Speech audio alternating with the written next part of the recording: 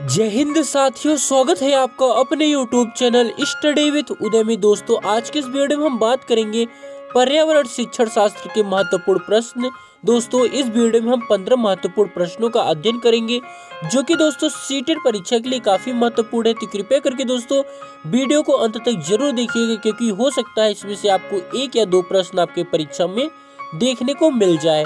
दोस्तों, दिए गए प्रश्न को ध्यान से पढ़िए। क्या आपने अपने घर या स्कूल के आसपास जानवर देखे हैं जिनके छोटे बच्चे हैं? अपनी नोटबुक में उनके नाम लिखिए।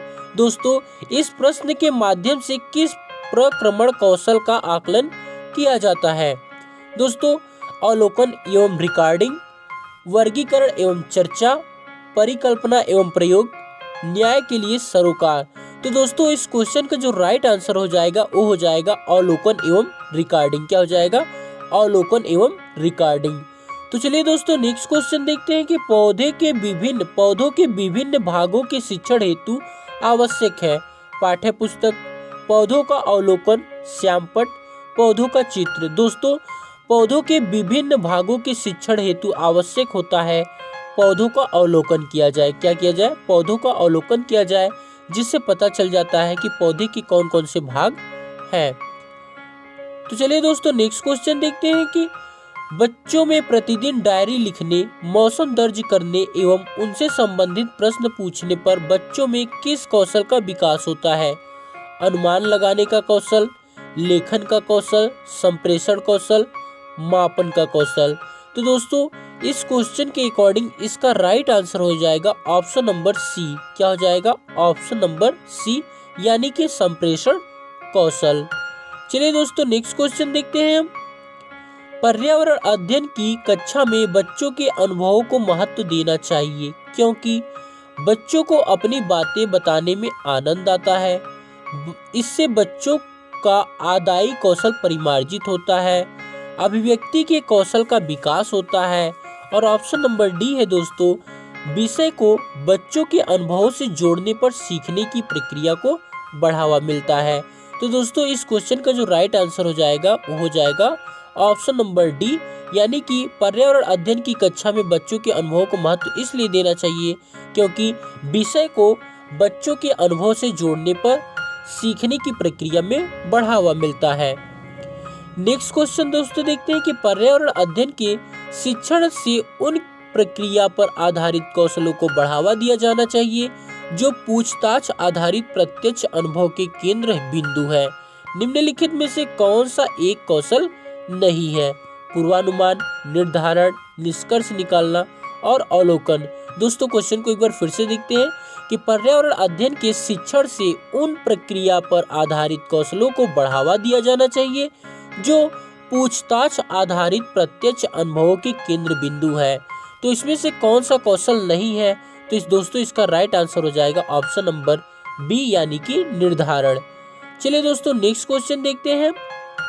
कक्षा 5 की अध्यापिका माहिका चाहती है कि उसके विद्यार्थी आसपास के पौधों का अवलोकन करें। सार्थक अधिगम के लिए उसे बच्चों को क्या करने के लिए प्रोत्साहित करना चाहिए? तो दोस्तों ऑप्शन नंबर ए है, यह समझना कि पौधे भी सजीव होते हैं, यह समझना कि पौधे हमारे लिए उपयोगी होते हैं, अधिकतम पौधों के नाम लिखना, दोस्तों उनकी ऊंचाई, पत्तियों, गंध और उगने के स्थानों में अंतर का अवलोकन करना। तो दोस्तों, इस क्वेश्चन का जो राइट आंसर हो जाएगा वो हो जाएगा ऑप्शन नंबर डी, यानी कि क्वेश्चन के अकॉर्डिंग क्वेश्चन क्या था कि कक्षा 5 की अध्यापिका माहिका चाहती है कि उसके विद्यार्थी आसपास के पौधों का अवलोकन करें। तो दोस्तों इसमें क्या हो जाएगा? वह क्या करेंगे? बच्चे करेंगे उनकी ऊंचाई, पत्तियों, गंध और उगने के स्थान के अंतर का अवलोकन करेंगे। दोस्तों, ईवीएस संक्षेपण अर्थ में प्रयुक्त होता है। दोस्तों, मैं कई बार आपको बता चुका हूँ, ईवीएस का जो फुल नेम होता है वो होता है दोस्तों एनवायरमेंटल स्टडीज, और यानी कि ऑप्शन नंबर डी, ना कि दोस्तों environmental skills, environmental science, environmental sources, बल्कि दोस्तों इसका जो ईवीएस का फुल नेम होता है जिसे कि सीटेट में प्रयोग किया गया है, उसका फुल नेम होता है एनवायरमेंटल स्टडीज, यानी कि पर्यावरणीय अध्ययन। चलिए दोस्तों नेक्स्ट क्वेश्चन देखते हैं। क्वेश्चन नंबर 8, निम्नलिखित में से कौन सा प्राथमिक स्तर पर पर्यावरण अध्ययन के शिक्षण का उद्देश्य नहीं है? कक्षा कक्ष में होने वाले अधिगम को विद्यालय के बाहर की दुनिया के साथ जोड़ना, शिक्षक कक्षा कक्ष में कड़े अनुशासन को सुनिश्चित करना, बच्चों को प्रश्न पूछने के लिए अवश्य अभिप्रेरित करना चाहिए, बच्चों को अपने निकटतम परिवेश से परिचय प्राप्त करने के लिए अवश्य अभिप्रेरित करना चाहिए। दोस्तों क्वेश्चन हम फिर से देखते हैं कि प्राथमिक स्तर पर पर्यावरण शिक्षण के उद्देश्य क्या नहीं है। तो दोस्तों ये है वो कि ऑप्शन नंबर बी यानी कि शिक्षक कक्षा कक्ष में कड़े अनुशासन को सुनिश्चित करे। ये सरासर दोस्तों क्या हो जाएगा, गलत हो जाएगा। बल्कि दोस्तों आप बच्चों से प्रश्न पूछने के लिए अभिप्रेरित कर सकते हैं और उसके निकटतम परिवेश से परिचय प्राप्त करने के लिए भी अभिप्रेरित कर सकते हैं।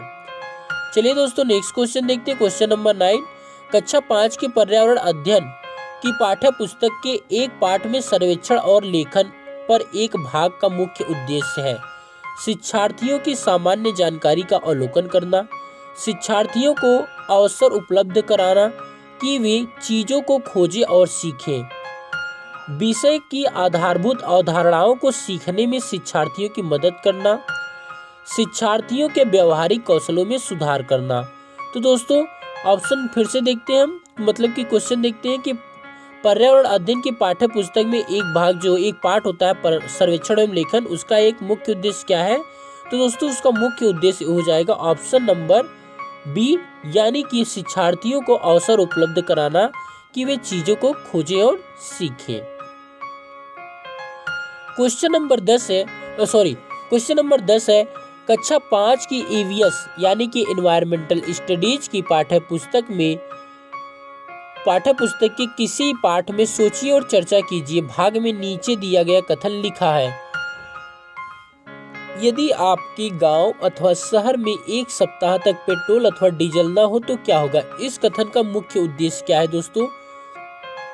छात्रों को तेल के न्याय संगत उपयोग के बारे में संवेदनशील करना, छात्रों को पेट्रोल और डीजल के स्रोतों के बारे में मूल्यांकन, वास्तविक जीवन की चिंताओं को समझने हेतु कल्पना और सोचने विचारने की कुशलता को बढ़ावा देना, पेट्रोल और डीजल की कमी के बारे में जागृति उत्पन्न करना। दोस्तों इस क्वेश्चन का राइट आंसर हो जाएगा ऑप्शन नंबर सी यानी कि वास्तविक जीवन की चिंताओं को समझने हेतु कल्पना और सोचने विचारने की कुशलता को बढ़ावा देना होता है। दोस्तों क्वेश्चन नंबर 11 है कि प्राथमिक स्तर पर एनवायरमेंटल स्टडीज की पढ़ाई का एक प्रमुख उद्देश्य है विषय की मूल संकल्पनाओं की गहन समझ विकसित करना, अगले स्तर के अध्ययन के लिए विद्यार्थियों को तैयार करना, कक्षा की पढ़ाई को शिक्षार्थियों के विद्यालय से बाहर के जीवन से संबंधित करने में सहायता करना और स्वतंत्र रूप से हस्तसिद्ध क्रियाकलापों को करने का कौशल अर्जित करना। तो दोस्तों इस क्वेश्चन का राइट आंसर हो जाएगा ऑप्शन नंबर सी यानी कि कक्षा की पढ़ाई को शिक्षार्थियों के विद्यालय से बाहर के जीवन से संबंधित करने में सहायता करना, इसीलिए कक्षा 5 में एनवायरमेंटल स्टडीज को रखा गया है। प्राथमिक स्तर की एनवायरमेंटल स्टडीज की पाठ्यचर्या को शुद्ध विज्ञान और सामाजिक विज्ञान की संकल्पनाओं को सम्मिलित करके विकसित किया गया है। ऐसा करने का मुख्य उद्देश्य क्या है? शिक्षार्थियों को पर्यावरण को साकल्यवादी ढंग से देखने योग्य बनाना, पढ़ाई के विषयों की संख्या को कम करना, विद्यार्थी के बस्ते का बोझ कम करना, विषय अध्यापकों की आवश्यकता को कम करना। तो दोस्तों इसका राइट आंसर हो जाएगा ऑप्शन नंबर ए यानी कि शिक्षार्थी को पर्यावरण को साकल्यवादी ढंग से देखने योग्य बनाना। सामाजिक विज्ञान के संदर्भ में पर्यावरण अध्ययन पढ़ने का निम्नलिखित में से कौन सा उद्देश्य नहीं है? इसे बच्चों को मुख्य शब्दावली का सही परिभाषा याद करने योग्य बनाना चाहिए।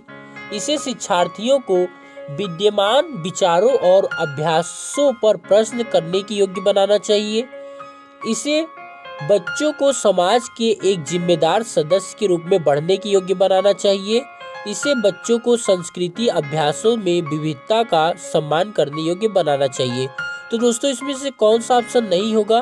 तो ऑप्शन नंबर ए जो है, इसे बच्चों को मुख्य शब्दावली की सही परिभाषा याद करने योग्य बनाना चाहिए। ये उद्देश्य नहीं है। बाकी की 3 उद्देश्य आपके दोस्तों बी सी डी है। एनसीईआरटी की पाठ्य पुस्तक में पर्यावरण अध्ययन को उच्च प्राथमिकता और स्थान दिया गया है। अधिक संख्या में अभ्यास प्रश्नों को शामिल करने के लिए, विषम की आधारभूत संकल्पनाओं की व्याख्या करने के लिए, चिंतन और विस्मय के लिए शिक्षार्थियों को अवसर उपलब्ध कराने के लिए, तकनीकी शब्दावली की सटीक परिभाषाएं उपलब्ध कराने के लिए। तो दोस्तों एनसीईआरटी की पाठ्य पुस्तक में पर्यावरण अध्ययन को उच्च प्राथमिकता और स्थान किसको दिया गया है? तो वो दिया गया है ऑप्शन नंबर सी, चिंतन और विस्मय के लिए शिक्षार्थियों को अवसर उपलब्ध कराने के लिए। दोस्तों इसमें से किसको छोड़कर बच्चे के विकास को आकार देने वाले वातावरणीय कारकों में निम्नलिखित सभी शामिल है? तो किसको छोड़कर? शिक्षा की गुणवत्ता को, तो दोस्तों इसे नहीं होना चाहिए। पौष्टिकता की गुणवत्ता, ये भी नहीं होना चाहिए। शारीरिक गठन, ये दोस्तों आपका हो जाएगा, इस क्वेश्चन के अकॉर्डिंग इसका राइट आंसर हो जाएगा। जैसे कि दोस्तों शारीरिक गठन को छोड़कर बच्चे के विकास को आकार देने वाले वातावरणीय कारकों में निम्नलिखित सभी शामिल है, यानी कि शिक्षा की गुणवत्ता भी शामिल है, पौष्टिक की गुणवत्ता भी शामिल है और संस्कृति भी शामिल है। दोस्तों वीडियो में अंत तक बने रहने के लिए आपका बहुत बहुत धन्यवाद। Thanks for watching this video.